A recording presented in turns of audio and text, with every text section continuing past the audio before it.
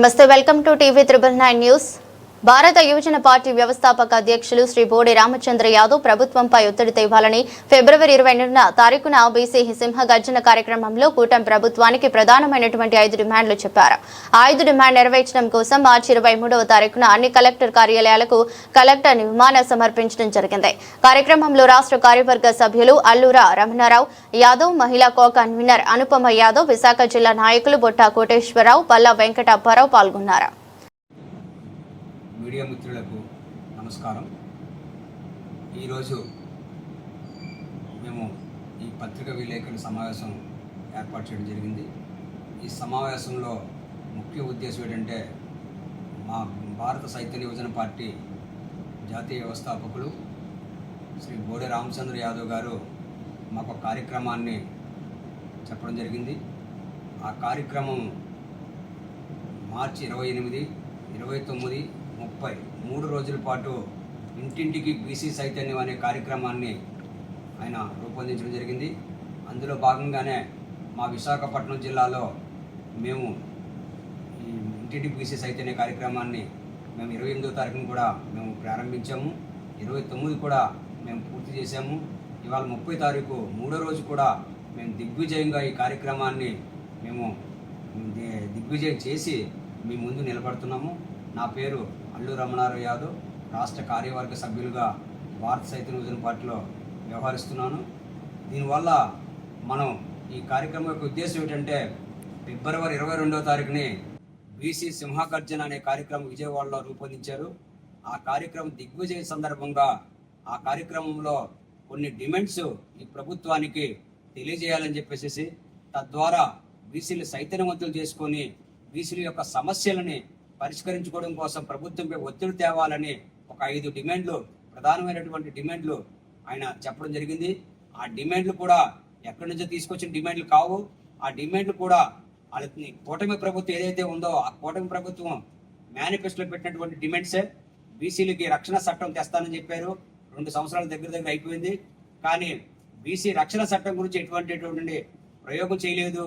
ఏదో అప్పుడప్పుడు ఏదో మంత్రులతో మీటింగ్ పెట్టుకున్నామని లీక్లు ఇస్తున్నారు తప్ప దాని గురించి ఎటువంటి కార్యాచరణ ప్రకటించలేదని చెప్పేసి మేము ఈ రోజు కూడా మేము నమ్ముతున్నాము.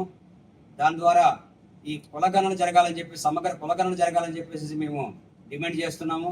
కులగణన జరగకపోవడం వల్ల బీసీలకు రిజర్వేషన్లు ఇవ్వలేకపోతున్నామని చెప్పేసి కేంద్ర రాష్ట్ర ప్రభుత్వాలు చెప్తున్నాయి. కాబట్టి ఆ రిజర్వేషన్ జరగాలి అంటే మాకు కులగణన అనేది ప్రధానమైనటువంటి విషయం అని చెప్పేసి తెలుస్తుంది. కాబట్టి మాకు ప్రధానమైన డిమాండ్గా దాన్ని కూడా మేము సమగ్ర కులగణన పెట్టుకున్నాము.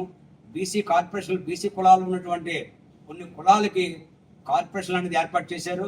ఆ కార్పొరేషన్లు ఏర్పాటు అయితే చేశారు కానీ వాళ్ళకి నిధులు మాత్రం ఈ రోజు కూడా వాళ్ళకి ఉత్సవ విగ్రహాల కింద ఏర్పాటు చేశారు తప్ప వాళ్ళకి ఎటువంటి నిధులు ఇవ్వలేదు. నిధులు ఇవ్వకపోవడం వల్ల ఆయా కులాల యొక్క ఎవరైతే లబ్ధిదారులు ఉన్నారో వాళ్ళకి సెల్ఫ్ ఎంప్లాయ్మెంట్ ఉపాధి అయితేనేమి మరో విధంగా ఉపాధి పొందాలంటే వాళ్ళ ప్రభుత్వం ఎటువంటి ఆసరా కల్పించడానికి వాళ్ళకి నిధులు ఇవ్వలేదు. కాబట్టి నిధులు ఇవ్వమని చెప్పేసి మేము అడుగుతున్నాము. అదేవిధంగా రాజధాని ప్రాంతంలో 53,000 ఎకరాలు ఫస్ట్ టైం ఎక్వైర్ చేశారు.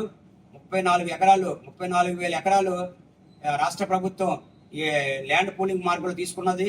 ఒక 20,000 ఎకరాలు గవర్నమెంట్ మార్గంలో తీసుకుంది. కాబట్టి 53,000 ఎకరాల్లోని మొత్తం ఈ రాజధాని అమరావతిలో ఫస్ట్ విడతగా తీసుకున్నటువంటి భూముల్లోనే మరి ఇటువంటి రాజధాని ఇంకా కట్టలేకపోయినా మళ్ళీ ఇంకో 44,000 ఎకరాలు కావాలని రెండో విడతగా కావాలని చెప్పేసి వాళ్ళ యొక్క రైతులు ఇబ్బంది పెడుతున్నారు.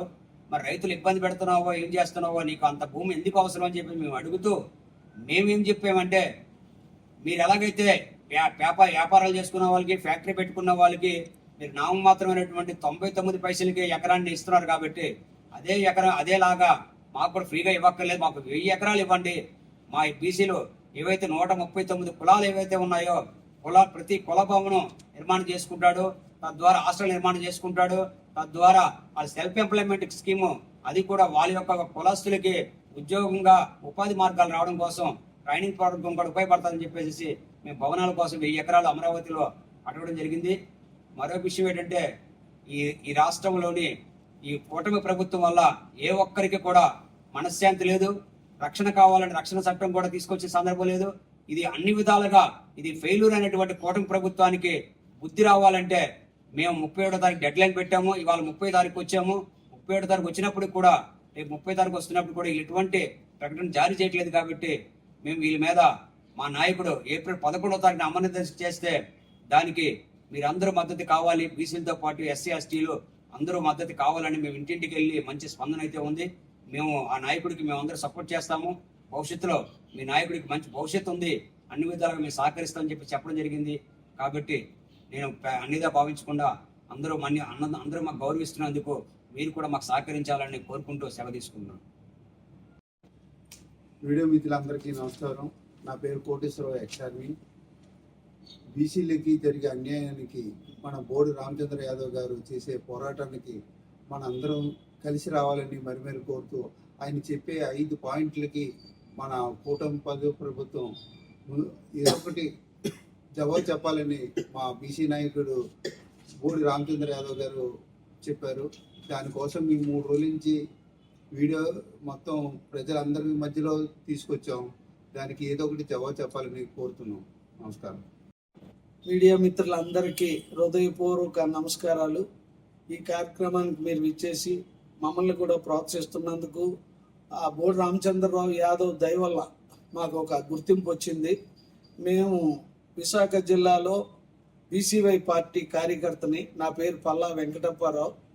మేము వెనకబడిన జాతులకు చెందిన ప్రజలందరి తరపున నాయకత్వం వహిస్తున్న బోడి రామచంద్రరావు గారిని సపోర్ట్ చేస్తున్నాను. నేను ఎందుకు సపోర్ట్ చేశాను అంటే ఆయన ఇన్నాళ్ళు 75 సంవత్సరాలు స్వతంత్రం వచ్చినా కూడా బీసీలను పట్టించుకోకుండా ఈ 2 రాష్ట్రాల్లో కూడా సరైన గుర్తింపు లేదు. ఆ గుర్తింపు కోసం ఆయన తపన, ఈ జాతిని ముందుకు తీసుకెళ్లే విధంగా ఆ బోడి రామచంద్రరావు గారి కృషి నాకు ఎంతో నచ్చింది. ఆ మీటింగ్ని కూడా నేను చూశాను. అనేకమైన అడ్డంకాలు సృష్టించిన ఆయన కార్యకర్తలే ఆయనకు బలం. ఒక్కొక్క కార్యకర్త 100 మందితో సమానం. ఈరోజు బీసీవై పార్టీ చేపట్టిన అనేకమైన కార్యక్రమాల్లో వెనకబడిన వర్గాలకి చేదోడు వాదోడుగా ఉంటూ బీసీవై పార్టీని ముందుకు తీసుకువెళ్తున్న రామచంద్రరావు యాదవ్ నాయకత్వాన్ని మీ అందరూ కూడా సహకరించి ఆయన చేసే నిరాహార దీక్ష వరకు రానివ్వకుండా ఆయన ప్రాణాన్ని మనం కాపాడుకుందాం. ఈ 5 డిమాండ్లు ఈ ప్రభుత్వం నెరవేరుస్తుంది అని నేను భావిస్తున్నాను.